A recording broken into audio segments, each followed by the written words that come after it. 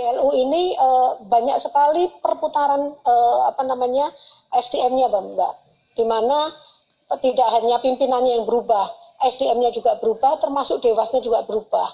Di mana harus cek and recheck, makanya peran dari Dewas ini penting sekali untuk ngawal dari sisi keuangan, dari sisi layanan, dan satu lagi ada dari sisi tenaga ahli untuk melihat apakah benar-benar layanan yang diberikan oleh teman-teman PLU itu bisa berjalan optimal.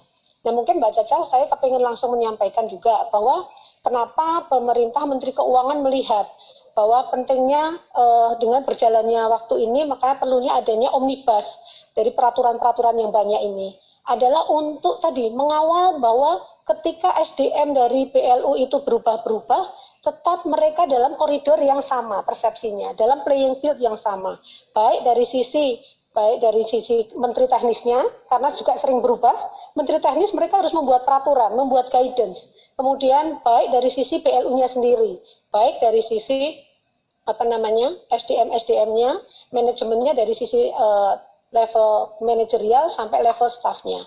Nah, ada beberapa hal penting yang bisa kami sampaikan terkait dengan konsepsi PLU, simplifikasi PLU yang sudah ditetapkan oleh pemerintah dengan PMK nomor 129 ini, di mana mencoba mensimplifikasi 15 peraturan PMK menjadi satu PMK yang acuannya adalah PP 23. Nah, di sini tujuannya adalah meningkatkan tata kelola dari teman-teman PLU dan akuntabilitasnya. Karena dengan makin besarnya PLU, makin besarnya angka kelolaan, asetnya sekarang yang dikelola lebih dari 1.000 triliun, Mbak. Nah, ini tentunya dari sisi BPK segala macam pasti akan makin melihatkan ini. Disinilah perlu kehati-hatian. Makanya kenapa pemerintah mencoba menggabungkan peraturan-peraturan itu menjadi hal yang gampang. Yang menarik dari Pak Dirjen ini, Mbak, ini mengatakan dulu beliau bergabung dengan Kementerian Keuangan mengatakan, Bu, kalau peraturannya banyak sekali, gimana sih? Nggak bisa ya, Bu, ya, dibikin kayak itu loh, Bu. Buku pinter yang buku manual di mobil itu loh. Itu kan gampang sekali. Even kita bukan sopir ahli mesin, tapi bisa mengendarai mobil.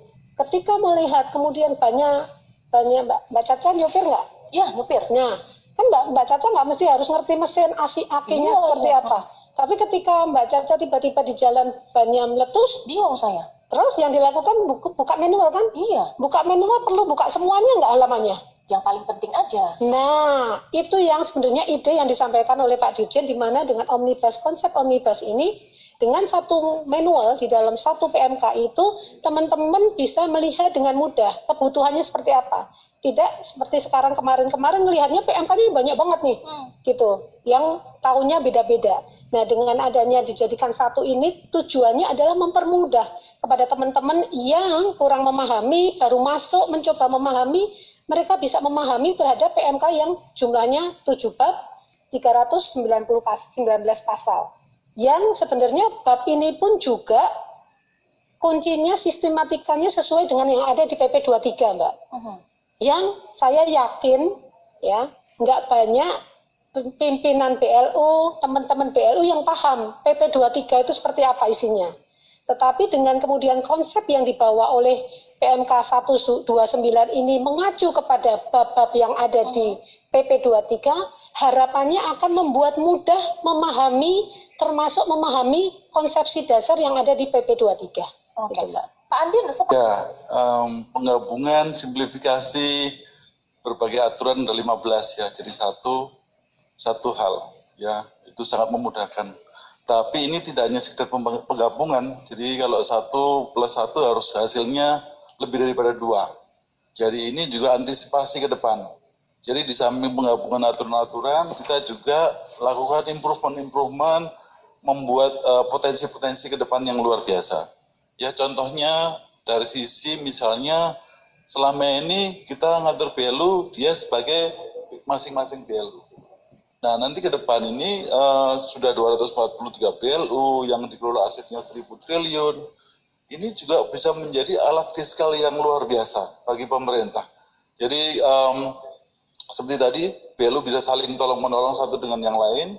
Dan ini PLU ini karena dia satker pemerintah, melayani masyarakat sebagai tugas operasional pemerintah, Dan ini antara lain nanti bisa bekerjasama dengan Satker biasa di dalam rangka Menteri Keuangan ingin melakukan kebijakan-kebijakan fiskalnya. Ini yang dari sisi makro besarnya.